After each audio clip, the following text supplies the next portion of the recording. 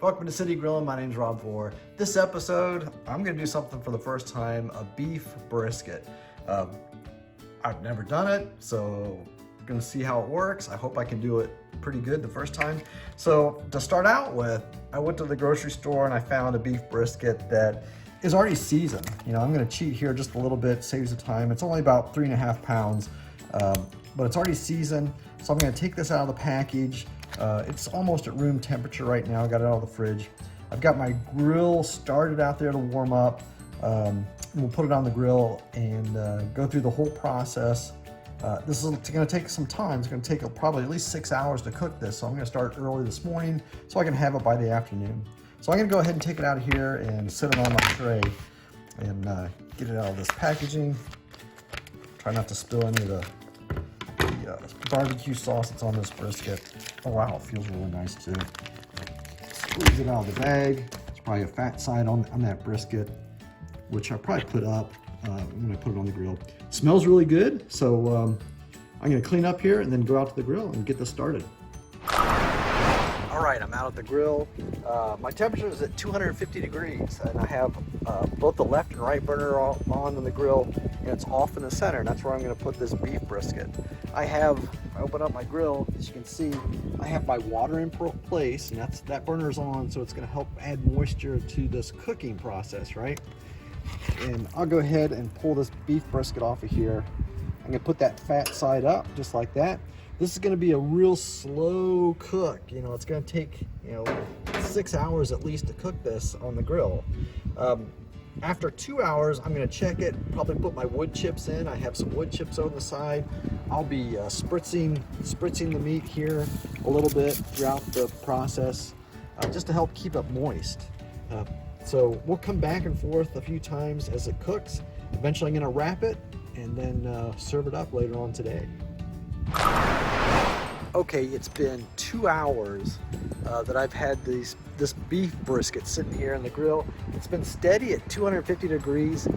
And one of the keys on this brisket that I can remember hearing some other videos about is don't keep checking it, don't keep looking at it. I've only, in 2 hours, opened the grill twice, and that was just to spritz it with a little apple cider vinegar and some water.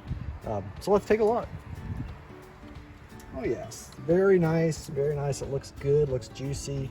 So what I'm gonna do, I have some wood chips, in this aluminum foil. I'm gonna put it on this hot burner right here, like that. I can hear it starting to sizzle already in there. And I also have some parchment paper. So I'm gonna wrap, it's not parchment, it's butcher paper. But butcher paper, I'm gonna wrap this beef in it, right? So I'm just gonna set this on here, put it right on there just like so. Keeping that fat side up. Gonna wrap it like this, like that. Pretty straightforward stuff. Pretty simple to do, right? This will let some of that smoke get in here for the next 4 hours.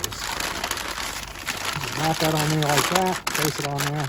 Still have my water, it looks pretty good over there, so I'm happy about that. So now I'm just gonna let this cook a good 4 hours yet. It'll get some of the smoke going in here in that 4 hours, and this brisket is gonna be tender and juicy. Okay, it's been another 4 hours and several beers afterwards, right? I've been watching my temperature to make sure it stays at 250. I'm gonna go ahead and try to unwrap this just a little bit to see how it looks. Look at all the juice in there. That looks very, very good. It's got its own seasoning, remember, and I've already taken the temperature in it, and it was like 169 almost, so it's definitely done. So I'm gonna plate this up and take it inside, and we'll get it a cut. All right, I brought the brisket inside the house. I'm ready to cut this. Let's see what it looks like. I'm gonna just, cut right in here. Oh wow, that looks beautiful. Kind of hard to see, I'm sure. I'm gonna try thinly slice cut this. We can make sandwiches with this, or just eat it straight up just the way it is. Mashed potatoes and gravy are great. Maybe even mac and cheese. Oh, this is looking beautiful. It smells wonderful.